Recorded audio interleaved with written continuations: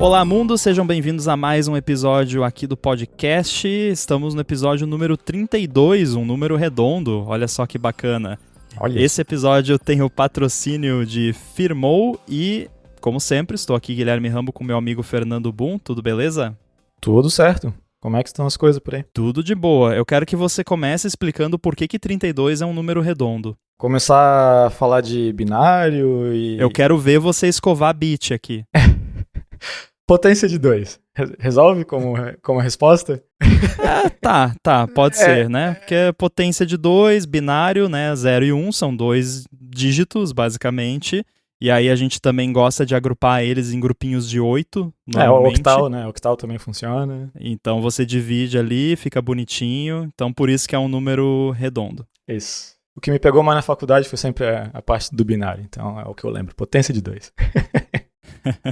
Eu, inclusive, já começando com uma dica. Se você abrir a calculadora do Mac, ela tem um modo programador, que você consegue ver a versão decimal, hexadecimal. Ele mostra o binário embaixo e você pode dar toggle bit por bit para ver a diferença no número e tal. Já usei muito isso quando estava tentando decifrar protocolo binário e essas coisas. Sim. Eu lembro que um dos primeiros apps, quer dizer, tirando um Hello World da vida, mas o primeiro app funcional que eu fiz para um telefone, que foi o Motorola Razr V3. Foi uma calculadora de binário. Tu botava em decimal e ele te dava o binário e vice-versa. Foi uma aventura. Achei inovador. Inovador, né? Tenta fazer isso usando o J2ME, que nem tinha double. Foi interessante fazer. Nossa. Bom, pior que isso, só JavaScript, onde tudo é double, né? Tudo é tudo. JavaScript tudo é tudo. Tudo é tudo. A tua imaginação é o limite. Muito bem. Temos aqui feedback sobre o nosso papo das semanas anteriores. Vou falar aqui o feedback e a gente troca uma ideia a respeito. Quem mandou foi o Wesley e ele diz o seguinte: sou iniciante no desenvolvimento e tenho 2 perguntas se puderem responder. Vocês acham que o SwiftUI se tornou essencial e o UIKit o diferencial hoje em dia? Essa foi a primeira pergunta do Wesley. Talvez ele ainda não tinha escutado o episódio onde a gente respondeu isso no final. Foi o último ou o penúltimo? Acho que foi o penúltimo, eu acho. Não, o último. Enfim.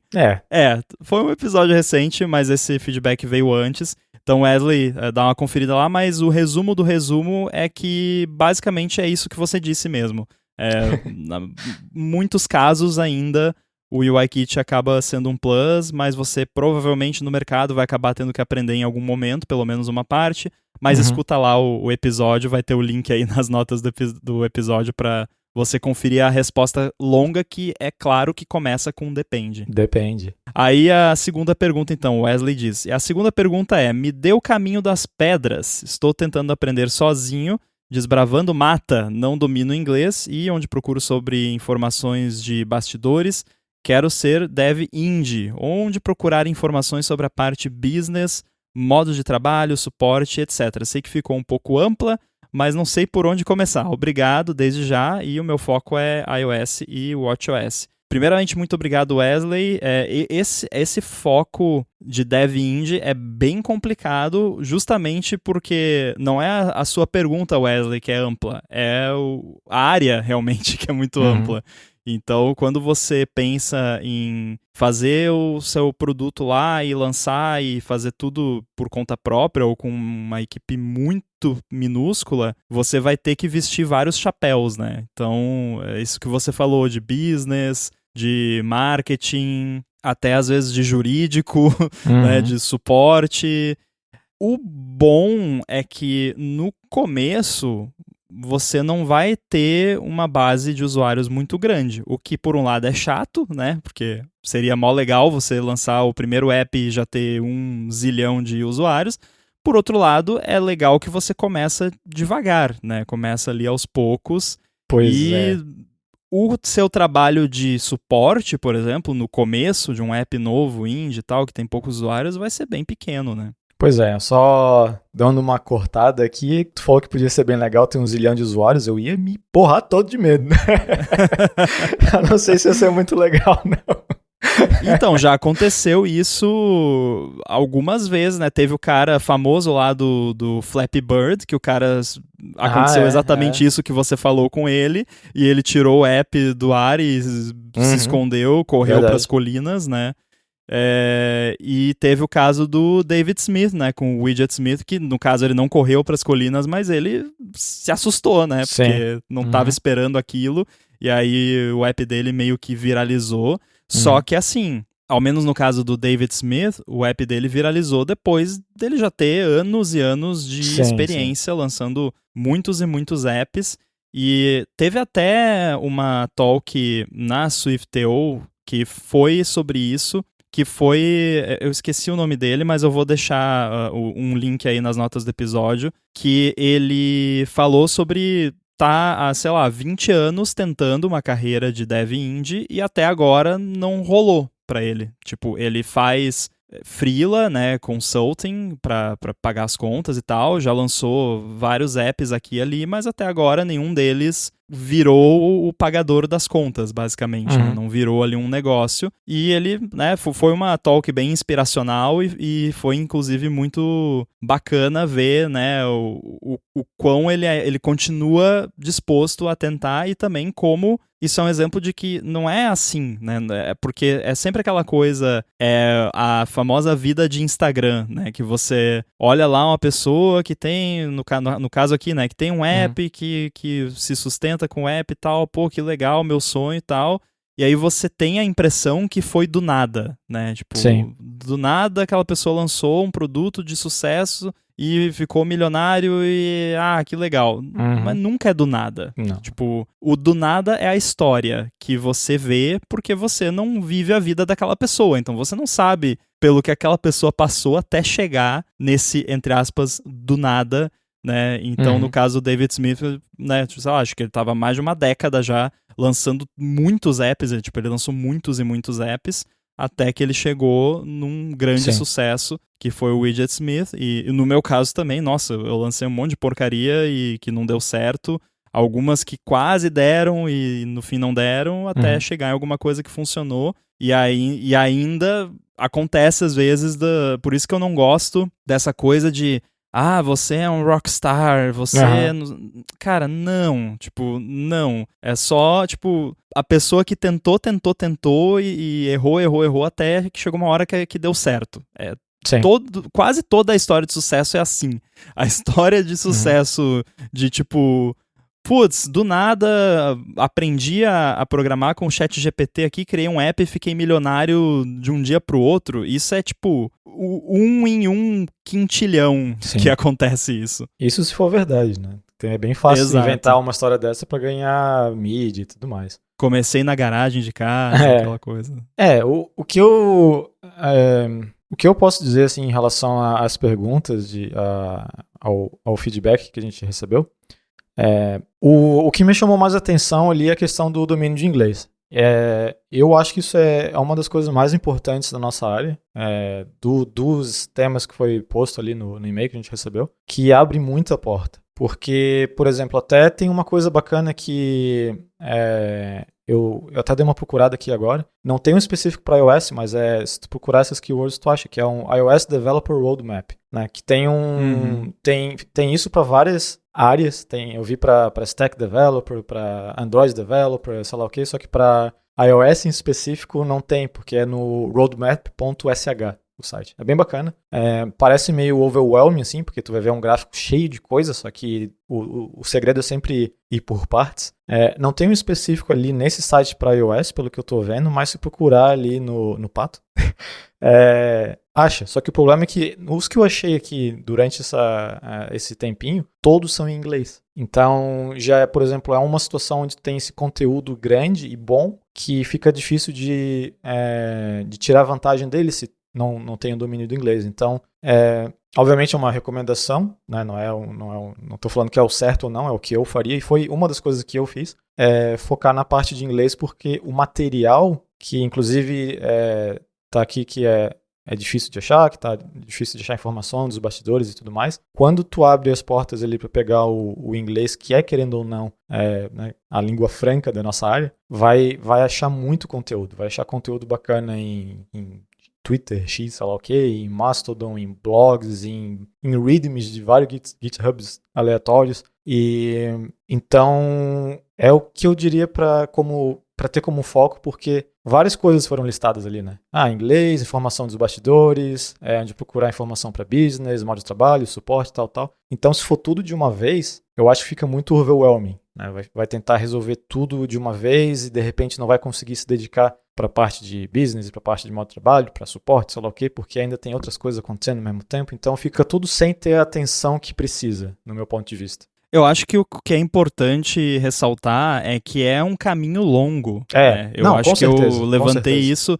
Então, assim, você ainda... E eu não sei exatamente o que quer dizer não tem o domínio do inglês, né? Você pode, talvez, já... Normalmente, quem fala dessa forma já consegue, por exemplo, ler de boa, né? Sim. Às vezes tem que procurar uma palavra ou outra, né? Talvez o não tem o domínio, né? Não é fluente, não tem aquela segurança, porque... É curioso isso, mas eu iria sugerir, assim, é que eu não sei, é muito difícil reproduzir, eu adoraria conseguir reproduzir o que eu fiz com inglês com outros idiomas que eu gostaria de aprender, mas eu não consigo. Eu nunca parei pra estudar inglês, nunca parei, tipo, vou aprender inglês. Eu fui aprendendo aos pouquinhos, desde criança, jogando videogame, que não tinha, naquela época videogame não era dublado e traduzido que nem é hoje, né?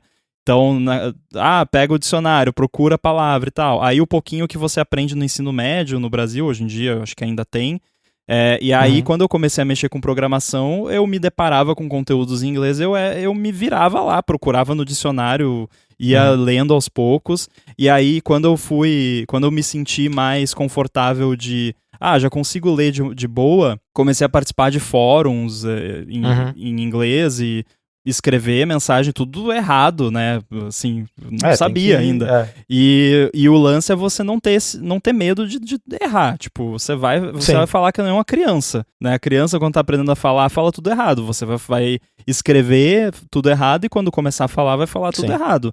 Mas é assim, é parte do processo. E o mais importante, eu diria que 90% ali, que na parte de começar, é ler. Eu não diria até que escutar ou falar ou escrever é mais secundário, porque a grande parte da informação está escrita. E até vídeo, ler e escrever é o mais importante, com certeza. Mas primariamente, para estudo, é ler. Tem que saber ler. Então, é uma área que tem muito conteúdo. Eu acho que uma coisa muito importante é ter na consciência que tu vai lidar com frustrações, né, com momentos frustrantes, de que eu não sei nada, sei lá o quê. Eu tô desde 2006, isso dá 17 anos, 16, por aí, não sei fazer conta. Eu tô, sei lá, mais de 15 anos na área, né? E às vezes ainda tem momento que parece que eu não sei nada, né? Porque tu aprende uma coisa nova, sai alguma coisa que veio do nada, ou sei lá, tu simplesmente começa a olhar uma stack que tu nunca teve muita familiaridade de como funciona e tu sente um pouco aquela coisa de, meu Deus, né? Tô aprendendo do zero. Eu tenho a sensação que no começo é até mais bacana do que agora, por exemplo. É muito mais fácil eu ou você com décadas aí, ou década e uns quebrados de experiência, de se sentir assim, né, quando se depara, porque a gente tá acostumado a meio que não, eu sei tudo, mas tipo, eu tenho um bom domínio desse ambiente aqui, né?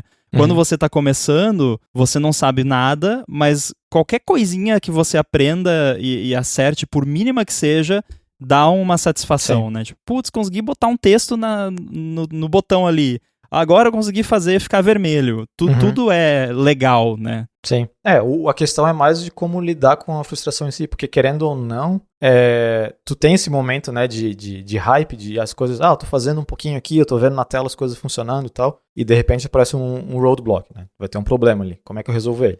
Daí tu resolve esse. Vai ter outro bem perto desse último. E assim vai, né? E assim vai criando conhecimento na área. Então, lidar com frustração, aprender a lidar com frustração, eu acho que é bem importante na nossa área, porque muitas vezes a resposta do solução é aquela coisa bem em filme da Disney, né? já tá dentro de você, tu já sabe a resposta. É só que tu tá ansioso, tá nervoso, não, sabe, não tá com a cabeça em outro lugar e a frustração começa a fazer o build-up, começa a ficar mais forte. E é uma coisa, eu falo isso porque é uma coisa que no início da minha carreira eu sofri bastante com isso. Eu tive muito aquela coisa de, ou já devia saber disso e não sei, e fica frustrado, ou, isso aqui devia ser fácil, mas é super difícil, e começa a achar problemas em qualquer lugar do mundo, menos em você mesmo, sabe? Porque é difícil aceitar que tu não sabe, então...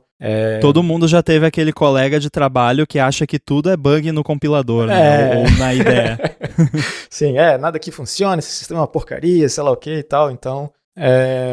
É uma área que tu tá constantemente aprendendo, lidando com essas coisas, só que, e eu não tô falando isso pra dar nenhum tipo de desânimo, pelo contrário, é simplesmente pra ter noção de que isso faz parte do processo, que se estiver passando por problemas, por roadblocks, por alguma frustração, não achar que, eu que sou ruim, eu não consigo fazer as coisas, é simplesmente parte do processo de aprender, principalmente se tá se virando sozinho, que deixa tudo mais complicado, né? Sim. Que se tiver ali uma aula, se tiver alguém ali te ensinando as coisas, acaba ficando mais fácil, só que se você tá se virando sozinho, tu vai depender de procurar informação em fórum, em Stack Overflow, em ChatGPT que seja, e vai ter que se virar com isso, né? E fica complicado. Sim. Então, ir por partes, né? Pegar uma coisa de cada vez, né? Uma coisa que eu recomendaria, que eu já recomendei isso para algumas pessoas próximas de mim, seria pegar alguma coisa bem básica, algum curso online que tem, mesmo que seja no YouTube mesmo, um beabá, assim, de como que é alguma coisa, para ver se gosta do negócio, porque às vezes acha que vai ser de um jeito e é de outro, e ir por partes. Você pode dar uma olhada no 100 Days of SwiftUI lá, que é o que a gente sempre recomenda, né? Uhum. Mas nesse caso tem bastante vídeo lá, mas tem todo o conteúdo em texto também, mas aí se o inglês for um problema, no começo procura, tem conteúdo parecido em português também. Sim. O que eu ia, só para arredondar essa questão e não parecer, porque eu sempre me sinto mal quando a gente traz esse assunto e em conversas com esse assunto, porque parece que você tá sendo gatekeeper, né? Que, tipo, não, se você não sabe inglês, você não pode ser programador e não pode começar a aprender. Não é isso. Ainda mais no caso do Wesley, que tem essa perspectiva de ser indie e de ter um negócio mesmo, eu diria que lá na frente, quando você quiser ter o seu negócio, você vai ter muito mais perspectiva se você tiver um domínio do inglês. Mas isso não quer dizer que você precisa para começar. Para começar, você começa do jeito que você tá. Sim. E aí o que eu falei lá, eu aprendi as duas coisas ao mesmo tempo. Tipo, eu ia lendo os tutoriais e traduzindo no dicionário, e aí eu aprendi a programação e o inglês meio que junto. Né? Então, não foi muito difícil no começo, né? Mas aí, no começo você entende 10%, depois 20%, depois 30%, e quando vê, você entende 99%, que é o que eu entendo até hoje, porque eu ainda não entendo 100%. Sem contar que hoje tu consegue, né, usar algumas extensions e tudo mais que traduz as páginas, né? Isso ajuda bastante. E uma tradução decente, né? Porque antigamente era muito ruim. Não, com certeza. Não, a ideia aqui não... até valeu aí por mencionar, mas não é falar que tu precisa de inglês, senão tu não pode fazer nada. É só uma questão de abrir portas, né? De conseguir mais conteúdo, expandir mais o negócio e tudo mais. Ele vai te ajudar muito. Pegar um exemplo, né? Por que eu acho importante no caso de você querer ter um negócio? Porque qual é a grande vantagem, né? Por que é mais vantajoso, digamos assim? Eu vou fazer uma generalização, óbvio, mas assim, é mais vantajoso você ter um negócio de app, de tecnologia, do que você abrir uma padaria na esquina, né? Tirando as questões óbvias de padaria, você tem que ter um lugar, funcionários, alvará e tudo mais, né? Mas assim, só no business da coisa. É a escala, né? Porque o negócio tecnológico, o negócio de software, a escala é potencialmente infinita, porque você não precisa fabricar cada cópia do software que você vende e você não precisa vender só para quem está perto de onde fica o seu negócio, né? Eu moro no Brasil e minha base de clientes maior é nos Estados Unidos, Inglaterra, Austrália, países de língua inglesa. Então, como que eu faria para vender um produto de uma qualidade boa o suficiente para esse pessoal querer investir naquele produto sem ter domínio do idioma, né? Pois É complicado, né? Aí, vou fazer um produto de software só para o mercado brasileiro e, sei lá, Angola, Portugal, etc. No começo você pode fazer. Eu acho até uma boa. Eu tive... O primeiro app que eu lancei era um app para rastrear a encomenda dos Correios. E era um app em português, só para os Correios, só para o Brasil. E foi uma experiência fantástica. Não fiz muito dinheiro com aquele app, quase nada, mas me deu muita experiência que foi útil depois. Mas eu vou dizer assim, se o faturamento dos meus apps fosse... Pega o número em dólar e em vez de ser dólar é reais. Eu não conseguiria me sustentar. Tipo, eu teria que reduzir muito o meu estilo de vida, né, para conseguir sobreviver. Então, quando você expande para o mercado internacional, e o inglês é essencial para isso, você, como disse o Boom, você abre portas. E portas de onde sai dinheiro. Boas portas. Pois é. Esse episódio do Olá Mundo tem o patrocínio da Firmoo. A Firmoo oferece serviços de contabilidade consultiva e gestão financeira, e ela é especializada em startups, desenvolvedores, profissionais liberais, além de pequenas e médias empresas. Então, para você aí que está pensando em desenvolver para as coisas da Apple, por exemplo, a Firmoo resolve todo o rolo que é abrir ou manter a sua empresa com a operação que recebe dinheiro de fora, toda a parte de tributação e por aí vai. E ela, além de oferecer aqueles serviços de contabilidade do dia a dia, atua como uma mentora financeira para você e para sua empresa. Quem me conhece, inclusive, sabe que eu tenho uma empresa que produz software e vende software nas plataformas da Apple, principalmente para clientes de fora.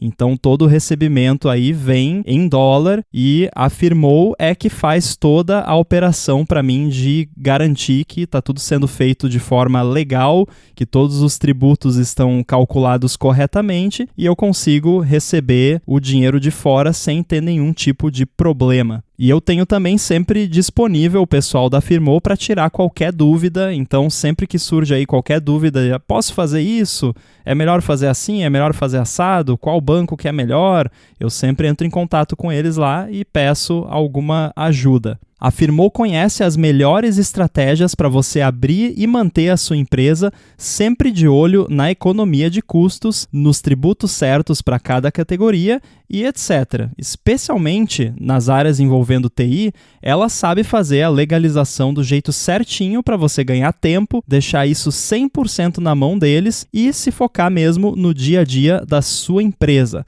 Vale muito a pena você investir num serviço de contabilidade especializado como a Firmoo, porque vai por mim, você não vai querer gastar tempo com burocracia. Então, para conhecer melhor os serviços da Firmoo e se livrar da bagunça que é toda essa parte burocrática e financeira da legalização ou manutenção fiscal da sua empresa, faz o seguinte, procura por Firmoo Consultoria no Facebook ou no Instagram. A Firmoo está pronta para ajudar todo mundo que escuta o Olá Mundo, independente da sua necessidade. E a gente tem certeza de que ela vai resolver tudo para você, assim como ela faz todos os dias aqui, tanto para mim, Rambo, com a minha empresa, quanto para a Gigahertz, porque a Firmoo também cuida aí da contabilidade da Gigahertz.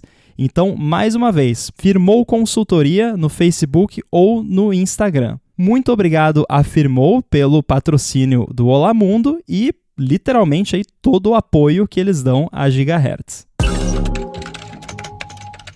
Não, mas é uma coisa bem importante, mas só para deixar bem claro que não é algo que tu não pode começar sem ter, né? Dá para fazer. Sim, Tu falou que o teu primeiro app era de coisa de correios, o meu primeiro foi de botar o CEP e achar o número da rua. Olha só, que legal. Tu põe o CEP e acha o endereço, ou tu põe o endereço e acha o CEP. Foi o primeiro app que eu fiz e, de novo, só público brasileiro. Eu fiz um negócio muito legal na época que eu tinha esse app, porque eu consegui ter uma basezinha de usuários suficiente para dar para fazer isso. Eu criei um site, se eu não me engano, era quantotempo.com.br. E lá tinha uma média das últimas semanas de quanto tempo estava levando para entrega de PAC, SEDEX, encomenda internacional. E aí acabou sendo tipo um content marketing da vida pro app, sabe? Uhum. Então, isso foi um negócio legal que eu fiz, né? Eu não tinha muitos usuários, mas eu lembro que por conta desse sitezinho que, sei lá, a pessoa ia lá no Google e procurava quanto tempo demora o SEDEX, né? Sei lá. Aí acabava achando o site, descobriu o app e tal. Então, você pode fazer coisinhas bacanas mesmo sendo só pro mercado nacional. Sim. Mas o business grosso mesmo tá no mercado internacional. Sim. E é engraçado o jeito de tu falar que como tu aprendeu inglês, comigo foi bem parecido, assim. No meu caso, meu jogo favorito, quase que até hoje, é Diablo. E eu gostava muito de jogar aquilo, só que eu não entendia nada que estava acontecendo. Daí o meu irmão manjava um pouco de inglês ali, eu pedia pra ele traduzir pra mim, só que ele não fazia. Porque ele não tinha, qual que era a palavra lá? Pujança. Pujança. Então eu lembro da cena até hoje que ele só pegou, sabe aquele, na época que, não sei se faz isso hoje em dia, mas na época que pelo menos eu era criança era normal encapar os cadernos de escola. Ele chegou com aqueles dicionáriozinhos de inglês, português e vice-versa do Aurélio, sei lá o que era, botou na minha frente, dicionáriozinho encapado, falou, vai, se vira. Daí eu ficava traduzindo o que tava em texto ali pra entender o que tava rolando. E foi assim que começou. E foi bem gradativo também. Não foi, eu não sei dizer um momento da minha vida que eu cheguei e falei, tipo Matrix, assim, I know Kung Fu, sabe? Tipo, eu não sei em que momento, eu sei inglês. Mas eu tive experiência com alguns amigos, assim, de faculdade, da área que eu conheci em outras situações, que consideravam que, meu inglês é muito ruim, sei lá o que e tal. E foi uma subida na capacidade de ler, entender, escutar e tudo mais, extremamente rápido, assim. Eu fiquei bem surpreso que se dedicou, fez uns cursos, sei lá o quê. Teve um que até com Duolingo conseguiu ficar, diria, bem proficiente, assim, de alguém que falava que não sabia nada. Cara, o Duolingo é legal. Eu parei um tempo agora de fazer, mas eu fiquei mais de 2 anos fazendo. Uhum. E ele é muito bacana. Ele tem o lance da gamificação que nunca nada dessas coisas de gamificação funciona comigo. É muito difícil. O negócio do Apple Watch, das argolas, por exemplo, não funciona. Continua sendo vadio. Tu não tem pujança. Não tenho pujança. Agora, o negócio do Duolingo funcionou bonito. Eu tava todo dia lá, não, tem que o meu streak aqui, tem que subir lá no ranking, né? Isso funcionou comigo e é divertidinho. Mas então, acho que pra resumir, assim, tipo, é difícil responder uma pergunta dessa como tá escrito ali mesmo, é uma pergunta ampla, né? Mas eu acho que se der pra sair com alguma coisa que é uma área que, né, acho que eu sou bem, como é que é a palavra? Eu sou difícil de julgar aqui, porque não é o que eu faço, mas eu gosto muito da área, é uma área muito boa, e na minha opinião vale muito a pena se dedicar, assim, porque é uma sensação bacana de, eu fiz esse appzinho aqui, ver pessoas usando e tal, e é prazeroso, só que é difícil. Uma coisa que eu não gosto quando eu vejo esses cursinhos milagrosos, sabe, de, tu vai aprender aí, virar um dev, sei lá o que, em 2 semanas. Cara, não, né? Tipo, não faz essas promessas que dá pra ver que é só aquela coisa de tentar enganar as pessoas que estão ali na inocência, porque não sabe como a coisa funciona. E muitas vezes essas pessoas são até mais vulneráveis, porque elas estão querendo mudar de área, alguma coisa assim, então estão querendo rápido, né? Rapidez. E daí aparece pessoas vendendo cursinhos milagrosos aí, que custa o olho da cara, que vai te ensinar tudo, e em 3 semanas tu já vira um dev. Então, eu fico bem... eu não sei, é uma coisa que me pega, assim, porque eu acho que isso acaba afastando pessoas da área, porque elas pagam essa grana nesses cursinhos horríveis, percebem que o negócio é mais difícil do que foi vendido para elas e acham que daí a área não é para elas, não é para mim. E isso não é verdade, é só porque tem na dificuldade, e eu falo dificuldade porque eu tive dificuldade, não é porque é difícil, ponto. Muitas pessoas acham fáceis, mas para mim foi difícil. Então, é uma área difícil, mas com dedicação dá para passar pelos problemas. Então, essa parte dos cursinhos milagrosos me irrita porque é aquela coisa de tirar proveito de quem está no momento mais vulnerável. Né? Então, eu recomendaria fortemente ficar longe de quem faz isso, de quem quer vender a solução milagrosa. Tem bastante conteúdo online legal aí, muitas vezes de graça, para ver se tem o feeling, se gosta do negócio, né? Se é uma área interessante ou não. Então, é basicamente isso. Fica longe de oferta milagrosa, tem a noção de que pode ser um caminho difícil, mas é bem... a retribuição do caminho é muito válida, é muito boa. Eu concordo. O lance do curso é muito complicado, porque cursos são ótimos, e tem ótimos cursos, tanto grátis quanto pagos, tem cursos excelentes que você pode fazer. A questão é você, não é o curso, necessariamente. Claro que aí se o curso tá prometendo uma coisa que é impossível, é sacanagem, tá errado, até...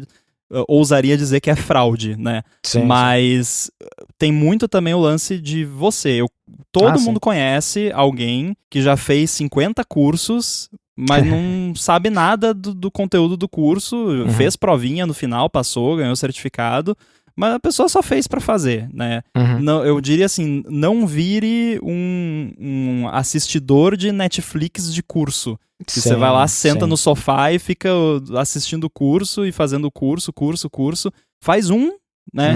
100 Days of Swift UI, que é o que eu sempre recomendo. Sim. Faz algum projeto seu no final e inventa algum projeto para você fazer e aí vai aprendendo o que você precisa aprender para fazer aquele projeto que é como vai ser o seu trabalho.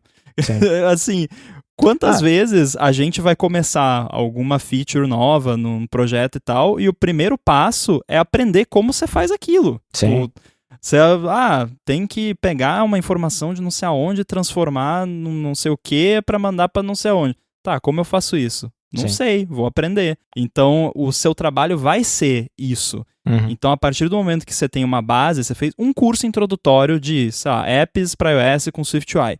Fez esse curso, você não precisa mais de nenhum. Para, não faz mais nenhum curso, inventa um projeto e aí você vai aprendendo o que você precisa aprender para finalizar aquele projeto sem curso. Vai no Stack Overflow, procura lá no Pato, ChatGPT, dá um jeito.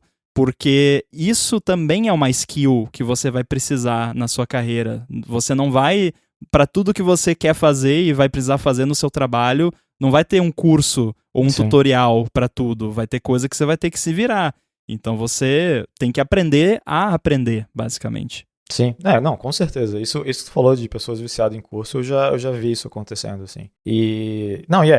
Obviamente tem vários cursos ótimos. Eu já fiz alguns até em Coursera, Udemy, essas coisas assim, que tu vê e parece que, cursinho mequetrefe, assim, não dá nada pra nada e tu acaba aprendendo coisas interessantes. Eu fiz qual que era? Era coisa sobre Node, isso. Eu tava a fim de fazer uns negocinhos em Node, eu não sabia nada de nada, tava com preguiça de ir atrás e me virar sozinho, e pensei, vou ver um cursinho aqui que pelo menos me dá o caminho das pedras e eu começo a fazer algo a partir disso. E foi, eu nem sei recomendar qual que é, porque era completamente aleatório, não era nenhuma instituição de ensino, era só um cara falando coisas e para mim foi muito proveitoso. Eu consegui aprender bastante coisa ali, mas é exatamente isso que tu falou. Comigo, o que funciona é que eu tenho que ter um problema para resolver, porque se eu ficar vendo alguém jogando um monte de informação na minha cara, se eu conseguir absorver 10% é muito. Se eu não tenho um problema que eu consigo fazer conexão com o que eu tô vendo. Porque é aquela coisa, legal, dá pra ver isso. Legal, bacana.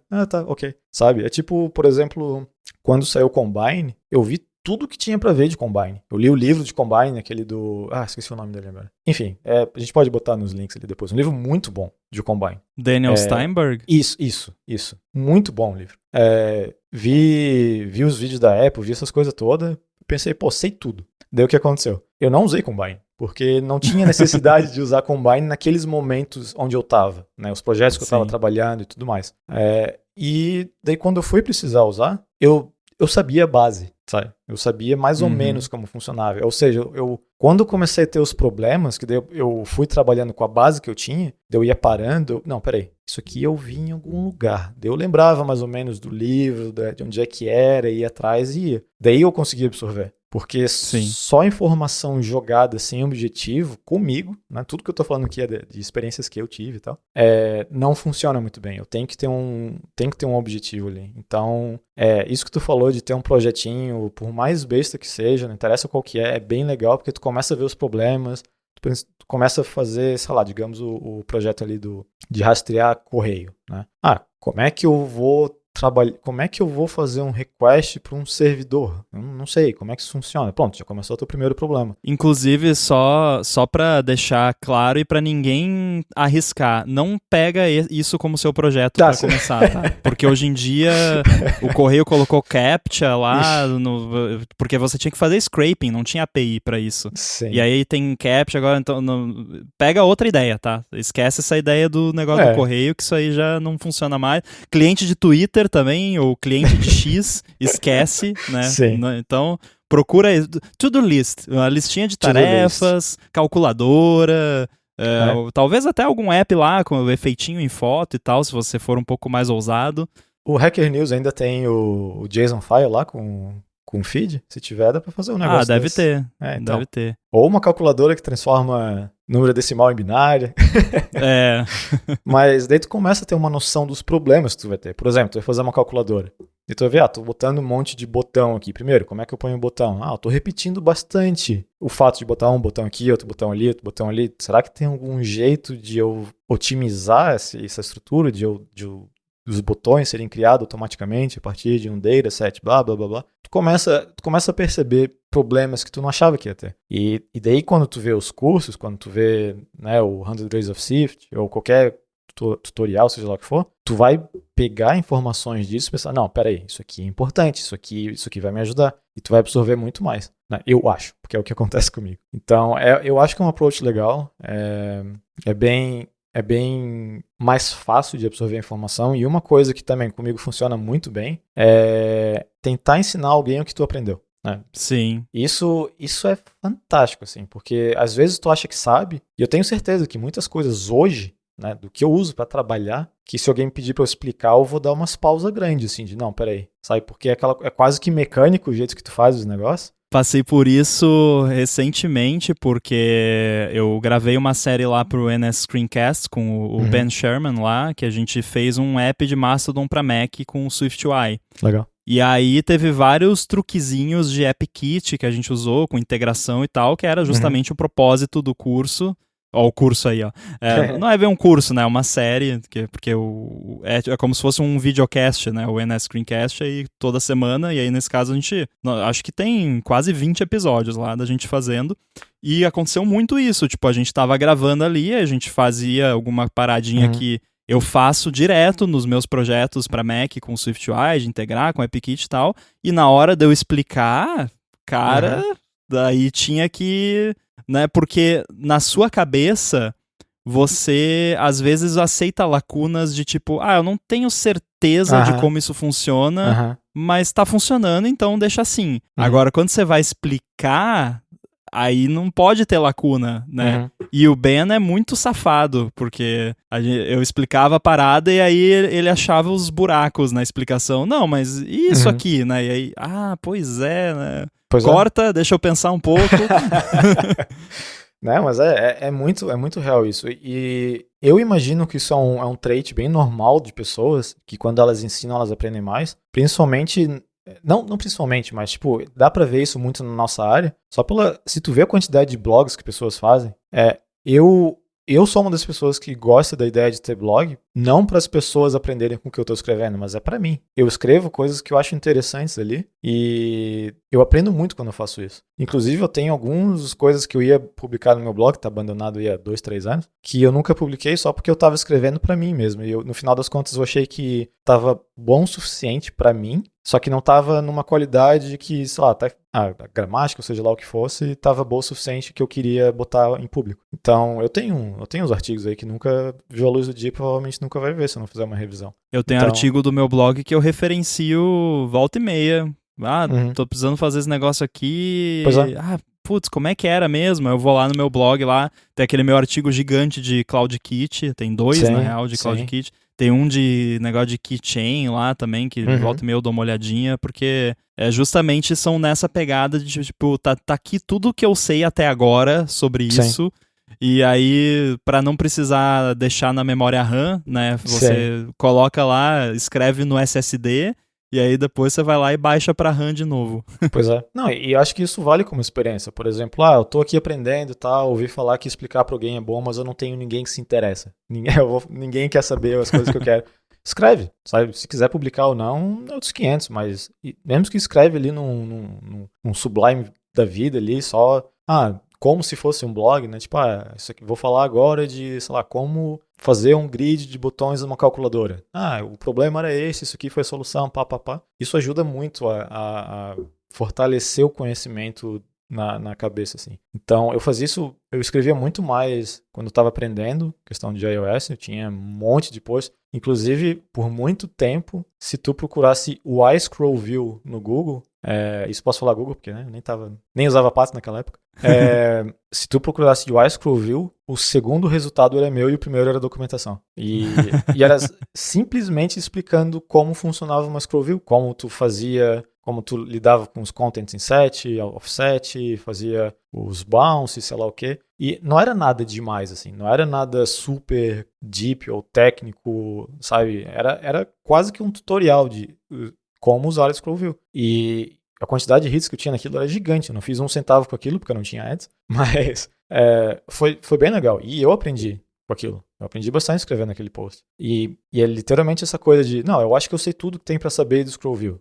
Naquela época ainda acho que dava pra achar algo assim, porque era, sei lá, iOS 3 ou 4. Então, eu acho que tu ainda podia pegar alguns componentes e falar, eu sei tudo que tem pra saber disso. Hoje em dia não dá mais, eu acho.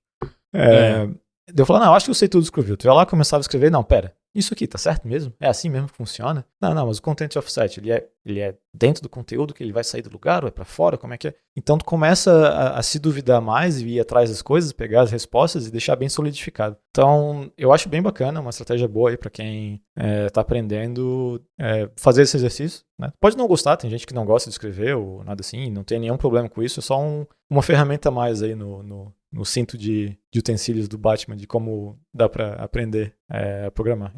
Pra mim funciona muito bem, eu recomendo fortemente. Com certeza. Bom, eu acho que tá respondida a dúvida do Wesley, que deve ser a dúvida de outras pessoas também. Vai ter link aí, eu acho que foi o episódio 2 do Olá Mundo, que a gente falou um caminho das pedras mais, entre aspas, padrão, né, para quem tá querendo aprender. E também trouxemos esse assunto de frustração, inspiração e pujança, ouso dizer. Mas ficam as dicas aí e, como sempre, se tiver mais dúvidas, follow-ups, pode mandar pra gente no gigahertz.fm/feedback ou tem o link aí no finalzinho das notas do episódio também. É isso aí. Então, fica aí a mensagem do caminho das pedras com grande depende em tudo que a gente falou, mas espero que tenha ajudado aí tanto o Wesley que fez aqui, que mandou a mensagem, mas com sorte mais alguém aí também. Maravilha, e quem quer falar com você, onde te encontra? Tô lá no mastodon.online, sou @boom, B-U-N-N. Eu estou no mastodon.social, @inside, e quero também agradecer aqui mais uma vez a Firmou Consultoria pelo patrocínio desse episódio, e a gente volta em breve. Valeu! Abraço!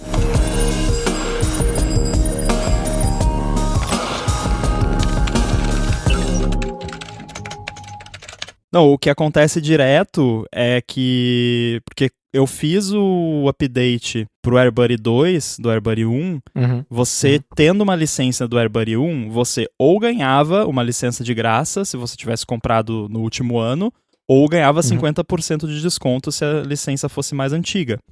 Aí, o que acontece até hoje, e não é pouco, assim, é mais quase uma ocorrência e meia por semana, digamos assim. É alguém que chega, minha licença não tá funcionando. E aí você vai olhar, é uma licença do AirBuddy 1. E aí você vai olhar lá no sistema lá, a pessoa já comprou, já fez o upgrade, ela já tem uma licença do AirBuddy 2, só que ela por algum motivo não anotou quando ela fez o upgrade e ficou só com a licença do antigo.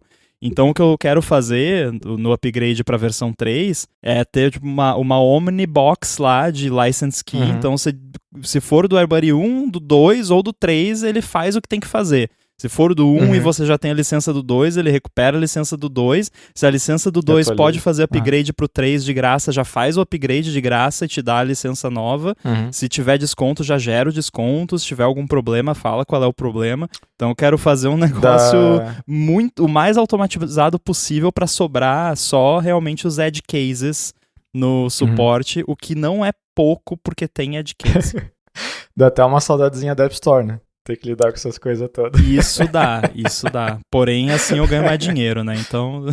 Pois é, daí, obviamente. Mas lidar com updates na mão ali é bom porque no nosso caso não tem licenças, né? Tipo, tu baixa e deu, mas só o fato de que dá um probleminha numa versão ali com o updater e a galera fica presa. Nossa, esse é o meu maior pesadelo, cara. Felizmente então, nunca aconteceu comigo, com o AirBuddy nunca aconteceu, já aconteceu com algum outro app meu que eu não lembro qual era, mas aconteceu que eu liberei uma versão lá que tinha um problema lá na parte de update, e aí ficou todo mundo preso, né? O bom é que com o AirBuddy eu tenho um esquema de notificação de update. É isso que eu ia falar. Que se der alguma coisa, eu posso colocar lá, tipo, por favor, acessa o site aqui e baixa de novo, né? Então tem um escape hatch. É exatamente isso que eu ia falar, assim, uma coisa que eu já aprendi na marra foi isso, tipo, sempre ter algum jeito de entrar em contato com os usuários, né, através do aplicativo, porque acontece uma coisa dessa e aí, né, ainda mais no nosso caso, a gente não tem ideia de quem são nossos usuários, a gente só consegue, né, fazer alguma coisa no app em si. Então não dá pra chegar lá pro Zezinho que baixou o app e deu um problema no update e falar, atualizei. Né? Porque a gente não sabe quem é o cara que atualizou ou não atualizou e tal. Então, daí a gente tá... Eu sei que nos apps de Android e iOS já tem lá um sisteminha de messaging que a gente pode mandar mensagens lá e dá pra levar certas coisas do app em si em consideração, se eu não tô enganado. Tem que dar uma olhada lá. Eu lembro que a gente fez algo assim na época do peixe lá. Foi o nosso amigo Maurício, inclusive, que implementou. E o legal também é fazer o mais dumb possível, né? Tipo, um arquivo JSON estático num AWS sem SSL pinning, nada, assim. Tipo, um negócio lá que você baixa e faz um if e mostra a mensagem. Não pode ser nada muito complexo, porque senão vai dar problema e aí não vai funcionar, né? Sim. Não, mas é um momento que tu sente falta da App Store. Até alguém na App Store fazer um review negativo ali, inventar um problema que saiu, né? E daí tu sente falta do Sparkle. Sim. Mas é. O Sparkle tem um monte de recurso avançado que eu não uso. Tem algum tempo já suporte a channels, né, de você tipo ter o update beta, release, etc, tudo no mesmo feed, mas eu desde o começo sempre usei 2 feeds separados porque me dá um medinho assim, vai que eu solto um negócio, né? O contrário eu já fiz, eu já soltei um build, eu fiz acidentalmente um build de release que era pra ser beta, e aí foi o build de release no feed beta, e por ser build de release ele apontava pro feed de update de release. O bom é que com os meus beta testers, quando você entra no beta, você se cadastra lá com e-mail, então eu posso mandar e-mail e avisar, por favor, baixa de novo que deu ruim. Não é o nosso caso, mas a gente usa channels para internal. Sim. E funciona legal, assim, e é interessante porque tu consegue testar bem bonitinho as coisas funcionando antes de mandar pra galera e tal, e é tudo instantâneo, né, não tem review, não tem nada, ainda é louco, né, fazer um update do app e eu tô acho quase 1 ano no macOS, não sei. E ainda acho maravilhoso fazer um update onde não tem que passar pela App Store. Assim. É muito bom. Mas no nosso caso a gente tem os dois, então... Mas ao mesmo tempo dá um medo também porque pelo menos o review da App Store é alguma coisa, né? É um sanity check ali que você não fez nenhuma besteira, né? Aí, nesse caso, o sanity check quem tem que fazer é você ou, né, o pessoal de QA e tal. Então tem que ter esse cuidado aí. O que eu fiz esses dias, umas semanas atrás. Porque o sistema todo do Sparkle ali é em XML, né? Nem sei se tem JSON ou não, mas até onde eu sei é um XML que tu usa pra postar os channels e tal. E eu fiz o release e tal, tudo bonitinho. Botei lá os release notes e tal. Mandei. Na hora que eu mandei, check for updates. Tudo quebrado. Não conseguiu achar o feed, sei lá o que e tal. Que diabos. Daí eu fui ver, pelo menos isso era só na parte internal ali. Daí eu fui ver ali, Esqueci de fechar a chave Nossa. da tag do HTML, do XML. Mas você tá fazendo na mão o XML? Então, nesse caso, eu fiz na mão, por causa de umas coisas que aconteceram. Umas coisas. Eu tava testando um processo novo, a gente tem um script que faz o update do Spark automaticamente. Só que as coisas que eu tava testando era justamente relacionado a uns channels que a gente tava adotando. E esse script ainda não tinha suporte a isso. Fazer aqui na mão mesmo. Daí deu o que deu, mas foi coisa de 10 segundos, assim. Então, não foi tão ruim. Eu tô há algum tempo querendo automatizar um pouco mais esse processo de release, porque as etapas individuais são todas automatizadas, mas falta uma automação da automação, sabe? Tipo, porque gerar o DMG é automático, notarizar o DMG é automático, gerar o Epicast é automático, exceto pelo link de release notes que eu coloco na mão, porque ele só gera lá com os itens lá, os deltas e tal. E aí os release notes é um arquivinho HTML que esse eu edito na mão mesmo, porque é um HTML bem simples. Mas eu queria meio que dar uma integrada em tudo, principalmente na parte de Epicast e release notes, que é meio chatinho ficar manejando aí o release notes e o Epicast, e aí botar o link lá. Pelo menos o deploy é automático, que os meus release notes eu uso um Cloudflare Pages, que chama, eu só dou push no repositório e ele publica. No nosso caso, a gente tava, assim que a gente começou a fazer, é porque o início do processo sempre começa manual, né? Eu acho difícil automatizar tudo de primeiro. Então a gente ficou um tempo, e daí eu nem tava no time de macOS, mas eu sabia que essa parte do Spark era manual. Mas agora a gente tem um scriptzinho que é feito em Swift até, que faz um monte disso, de atualizar o Spark, ou mandar os updates pro nosso host, fazer o Delta, porque a gente usa o Delta também. Então, tá bem bacana, assim. O problema é quando chega alguém que nem eu aí que tenta, deixa eu fazer um negócio diferente. Daí explode os negócios, mas tá andando. Essa parte de automação de sistemas e releases, processo, eu tô achando muito interessante de botar a mão. Eu tô fazendo isso mais ultimamente nas últimas semanas ali. A única coisa que me pega, que é chatinho, é que, por exemplo, tu tá fazendo algo no GitHub Actions, tu quer testar pra ver se funcionou. Vai lá 15 minutos, sabe? Daí tu fica lá 15 minutos olhando pro teto, esperando o negócio rodar e tal, porque deve ter, eu não sei se... Eu não fui muito atrás disso ainda, pra falar a verdade. Mas eu sei que, por exemplo, o jeito que eu fazia algo assim no Jenkins era... Eu rodava local, né? Eu conseguia fazer uma instância local e rodar tudo ali, ver como as coisas funcionavam e tal. Aí funcionou legal, daí eu atualizo o Jenkins no servidor. E daí tá tudo tranquilo. Então eu imagino que talvez tenha algo no GitHub Action de você conseguir rodar as ações do Action localmente, somehow. Talvez não, porque o GitHub Actions tem as suas limitações, mas eu posso estar viajando legal aqui, mas eu acho que o Bitrise tinha alguma coisa do gênero. Que tu conseguia rodar, não sei se todas, mas vários steps do Bitrise localmente. Então, sei lá, eu imagino que tem algo assim pra acelerar, porque de fato é a coisa mais chatinha que tem, assim, né? Tipo, tu tem um workflow que demora X tempo, tu quer alterar algo nesse workflow, se tu quer testar end-to-end, vai demorar X tempo pra ver se tá tudo certo, né? Daí, o que eu geralmente faço, eu acho que isso deve ser um equivalente a um print, ao invés de usar um S-Log, eu usar um debugger.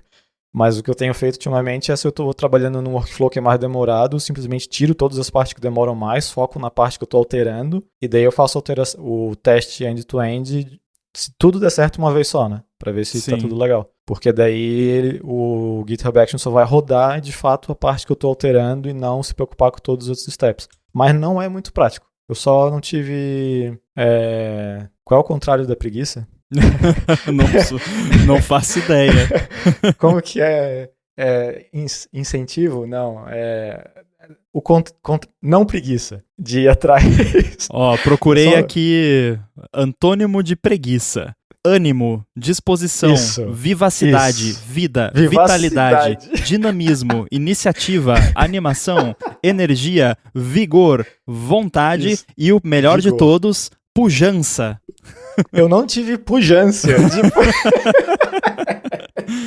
de ir atrás de uma forma de fazer isso mais rápido, até porque geralmente as coisas que eu tenho feito aqui não são muito demoradas, assim. Mas eu tô achando bem bacana mesmo essa parte de automatização, até porque, eu não sei, eu ainda tenho aquela coisa de... Parece que é aquela...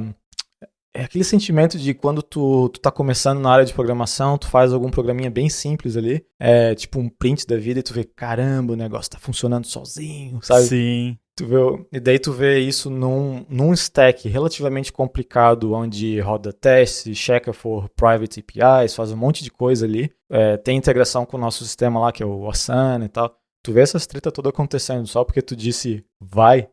Eu ainda acho massa, assim. É uma coisa que... É maneiro, sim. Ainda mais se muita parte desse processo, até não muito tempo atrás, era manual, né? Daí tu vê, olha só todo esse tempo que eu não tô mais gastando.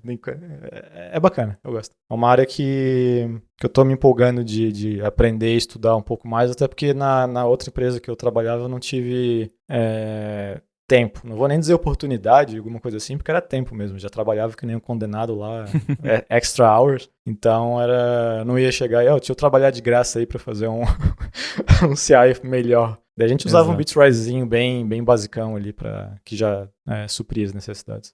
Eu acho que é legal quando você pode focar nisso, né? Pelo menos parte do tempo ser dedicada de fato a isso. É chato quando é que nem eu mencionei, né? De tipo, tô fazendo um negócio aqui, a automação quebrou, agora eu vou ter que parar o negócio que eu tava fazendo pra ir lá resolver o negócio da automação, né? Então... Assim, mas é bacana. Infelizmente, o mundo do Apple ainda é um pouquinho mais... Eu diria que é mais precário do que as alternativas, porque geralmente, ou seja, sempre, que tu vai compilar um app e tu precisa de macOS. Tu precisa de uma stack com macOS por trás. Sim. Então, as oportunidades a seleção de ferramentas que você tem acabam ficando menores. E quando existem, acabam ficando mais caras. Quer dizer, né? você não foi na SwiftTO lá, o Kabir, que foi um dos palestrantes, demonstrou compilando e rodando um app no VS Code no Linux e rodando num iPhone. Um app de iOS em SwiftUI compilado no Linux, rodando no iPhone. Tipo, build and run e instalou no iPhone e ele demonstrou isso ao vivo, esse maluco. Caramba, mas como? Aí você vai ter que assistir a palestra. mas essa aí eu tô encucado agora, porque, né? Uma coisa é ter Swift no Linux, outra coisa é tu fazer deploy de uma aplicação iOS no Linux. Então, é que... Vou explicar do mais rápido possível, né? Mas você sabe que quando você compila o app, ele linka lá com as paradinhas do SDK, só que aquilo é tudo uma ficção, né? Tipo... Tem um monte de arquivinho TBD lá, que eu acho até engraçado, porque TBD, né, tipo, to be done, eu acho que não é isso que significa a extensão, mas é engraçado, porque são, tipo, símbolos dos frameworks e tudo, e aí o linker só aceita o que tá lá, e, beleza, tem esse símbolo aqui, ok, vou linkar aqui. E aí, na hora que vai rodar, é que vai dar ruim ou não, né? Aí, se tiver um símbolo lá que não existe no runtime, aí vai dar ruim. Então, e aí o que rolou é que recentemente o Swift ganhou suporte nativo a cross-compilation usando bundles de SDK, basicamente, que aí, obviamente, a Apple não distribui um para Linux, mas aí o Kabir criou um para Linux.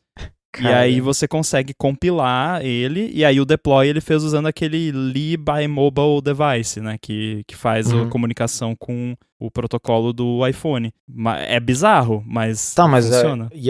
E faz assinatura e tudo, assim? Tipo... Faz assinatura, tudo. Porque tem ferramentas open source para fazer code signing de iOS e tal, graças ao mundo jailbreak. Não sabia. Olha só.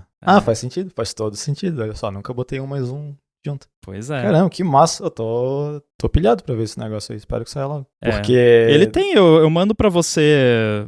Claro que assistindo a talk é legal que ele explica, mas eu mando pra você, tem repositório lá com exemplos e tal. Você pode dar uma olhada como é que é. Bacana. Interessante mesmo. Pois daí... Obviamente você é aquela coisa... né? Não faça isso em production, mas... Don't try this at home. Mas é bacana mesmo. Pô, saber se tu conseguir fazer um end-to-end sem precisar escovar bit, vai ser legal. Com certeza.